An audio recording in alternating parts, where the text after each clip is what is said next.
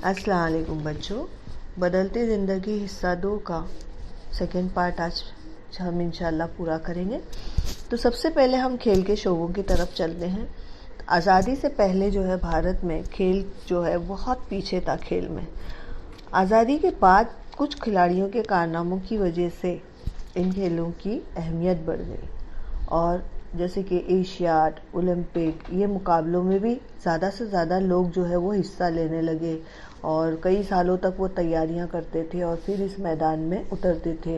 इसी तरह से हमारे बहुत से खिलाड़ी जो थे हॉकी में, टेनिस में, बैडमिंटन में, कश्ती में, तैराकी में, तीरंदाजी में, ये ऐसे खेलों में जो है वो हिस्सा लेने लगे और वर्ल्ड के जो माने हुए लोग थे उनके सामने वो खड़े हुआ करते थे। मीन्स वो लोग पहले से तैयारियां करते थे एशियाड की और ओलंपिक की।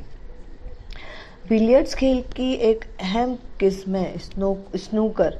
बेटा आप लोग मोबाइल पे भी स्नूकर खेलते हैं। इसमें गीत सेठी ने आलमी शोहरत हासिल की थी। यानी गीत सेठी ने बहुत बड़ा एक कारनामा कर दिया था कि उसने 15 साल की उम्र में बिलियर्ड्स की कौमी चैंपियनशिप हासिल कर ली थी। देखो कोई चीज़ नामुमकिन नहीं है बेटा अगर डिसाइड किया जाए तो। और कौमी और बैनुल अक़वामी मुकाबलों में जीत हासिल की थी। बैनुल अक़वामी पेशावराना मुकाबलों में 5 मरतबा और बैनुल अक़वामी गैर पेशावराना बिलियर्ड्स के मुकाबले में 3 मरतबा गीत सेठी ने जो है वो जीत हासिल की। इस खेल में नए खिलाड़ियों को तहरीक दी और एक नया शोबा फराहम किया। बिलियर्ड्स का खेल जो है वो बहुत ज़्यादा शोहरत उसको मिल गई। उसके बाद आता है क्रिकेट। 1983 में कपिल देव की क़यादत में भारत ने पहला वर्ल्ड कप जो है वो हासिल किया।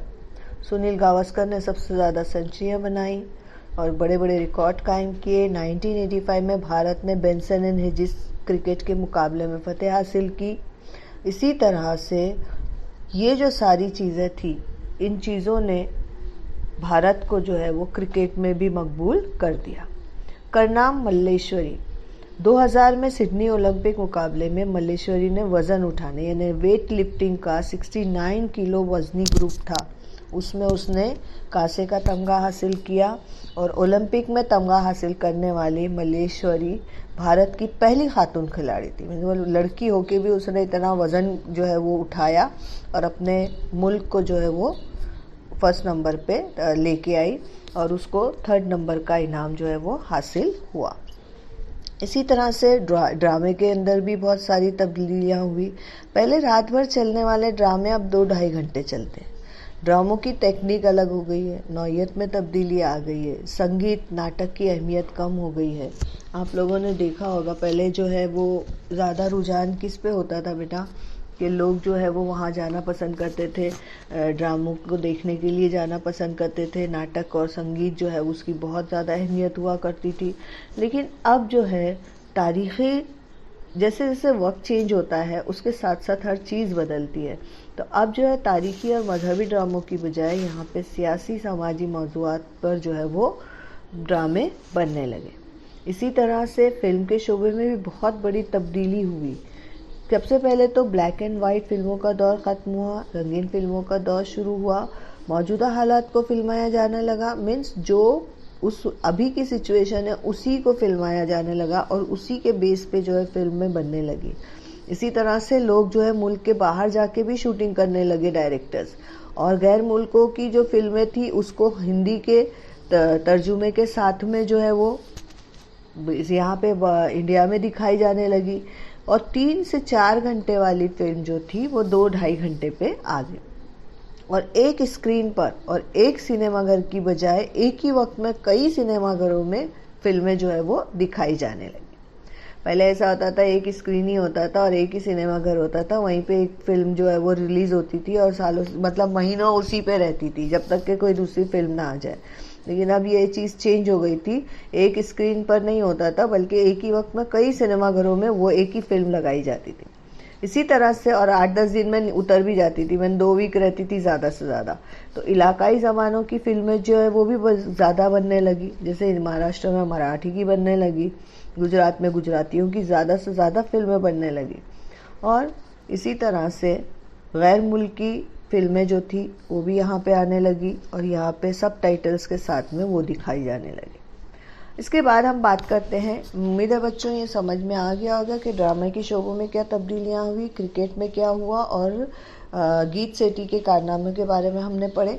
अब हम बढ़ते हैं आज़ादी के बाद के अखबारात की तरफ। बेटा अखबारात जो है वो बहुत ही इम्पोर्टेंट सोर्स है कि रोज़मर्रा की जो खबरें हैं वो आवाम तक पहुँचे। जो कुछ हो रहा है, अभी देखो कोविड के बारे में भी आप लोगों को बहुत सारी मालूमात टीवी से भी मिल जाती है, लेकिन न्यूज़पेपर भी बहुत ज़्यादा अहमियत रखता है और हमको रोज़ाना न्यूज़पेपर पढ़ना ज़रूरी है और ख़ास करके अपनी ज़बान में न्यूज़पेपर पढ़ना बहुत ज़रूरी है। तो इस तरह से हमारी ज़बान को भी फ़रोग़ हासिल होता है और हम जो है दिन में अगर 5 रुपये या 10 रुपये अपनी ज़बान के लिए ख़र्च कर दें तो ये बहुत बड़ी बात नहीं होती है। इसी तरह ठीक है, रोज़मर्रा की ताज़ा खबरें आवाम तक पहुँचाना, इश्तिहारात के ज़रिए सनअत और हरफत को तरक्की देना, राय अम्मा बनाना, बेदारी पैदा करना, फलाह व बहबूद के कामों में के लिए अवामी राय को मुतासिर करके मौका आने पर उनकी क़यादत करना और सरकारी नज़्म व नस्क़ पर नज़र रखना। ये आज़ादी के बाद के अखबारात के मक़ासिद है बेटा, कि रोज़मर्रा की ख़बर देना, इश्तिहारात के ज़रिए से सनअत और हरफत को तरक्की देना, राय आमा बनाना यानी लोगों की आम राय बनाना, उनमें बेदारी पैदा करना और फलाह व बहबूद के कामों के लिए अवाम को मुतासिर करना और उनको काम करने के लिए मजबूर करना, सरकारी नज़्म व नस्क़ पर नज़र रखना और ये भी देखना कि सरकार क्या कर रही है।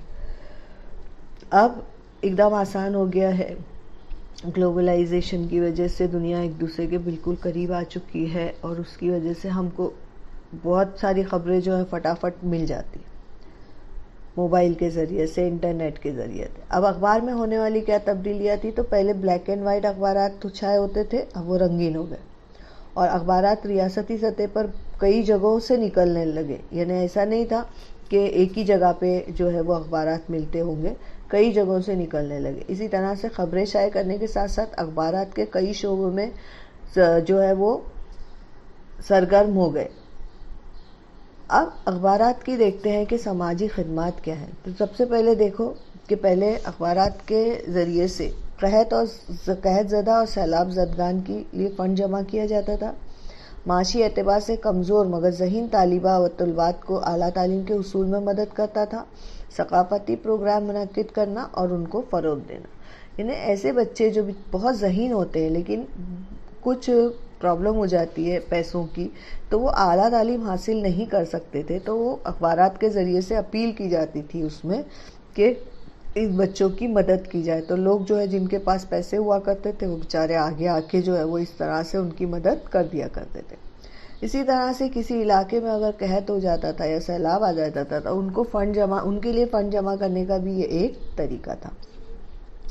इसके बाद हम बढ़ते हैं टेलीविज़न की तरफ। बेटा टेलीविज़न में बहुत तब्दीली आई। पहले ब्लैक एंड वाइट टेलीविज़न से रंगीन हुआ, फिर उसके जो नशरियात का औकात था, पहले कैसा था, वो मुख्तलिफ तरह के टाइमिंग्स होते थे। जैसे एक टाइम पे छाया गीत आया करता था, एक टाइम पे पिक्चर आती थी, सिर्फ संडेज को फिल्म दिखाई जाती थी। अब जो है नशर के औकात और प्रोग्राम में बिल्कुल तब्दील हो गया। अब दिन रात जो है वो टीवी चलता रहता है और वो एक प्रोग्राम जो है वो अलग अलग वक्तों में चलता रहता है। प्रोग्रामों की नौइयत बदल गई, खबरों के साथ साथ सीरियल भी मकबूल होते चले गए और 1991 में जब CNN चैनल ने इराकी जंग की रास्त नशरियात यानी उन इराकी जंग की नशरियात को लाइव किया, उसकी बाद तो इसको जो है टीवी को जो है दुनिया में अहमियत हासिल हो गई और लोगों को अंदाज़ा हुआ कि ये कितना अहम है, लोग कितना देखते हैं। अब 1998 में स्टार एक चैनल आया भारत में और उसने बहुत तहलका मचा दिया। उसे सास भी कभी बहू थी और पता नहीं इस तरह के बहुत सारे चैनल वो जो थे, स्टार ने जो है वो अपने क्या किए, प्राइवेट चैनल की मदद से उन्होंने भारत में जो है मुख्तलिफ टीवी सीरियल्स जो है वो बनाए और टीवी की गैर दिलचस्प और अक्सानियत भरी नौइयत बिल्कुल चेंज हो गई। यानी पहले कैसा था, टीवी एकदम ड्रामे होते थे, मीन्स वहीं के वहीं लोग जो है वो ड्रामे करते थे और वो नशर होते थे। लेकिन अब जो है ज़बान, तरीक़ा पेशकश, सजे हुए स्टूडियो, आउटडोर ब्रॉडकास्टिंग और इसकी वजह से नशरियात में एक बहुत ही मजबूत चेंज आया, एक गैर मामूली तब्दीली महसूस हुई और इस तरह से टेलीविज़न की दुनिया में भी बहुत सारी तब्दीलियाँ आई। बेटा उम्मीद है आप लोगों को ये लेसन अच्छी तरह समझ में आया होगा। बेटा ये लेसन आपको देखना है, समझना है और सब्सक्राइब भी करना है। बेटा सब्सक्राइब करने याद भूलना नहीं और बहुत अच्छे से आप लोगों को सुनना है। मैंने बहुत अच्छे से एक्सप्लेन किया है, आपको उम्मीद है इंशाल्लाह समझ में आ गया होगा। अच्छा, मिलते हैं अगले पीरियड में।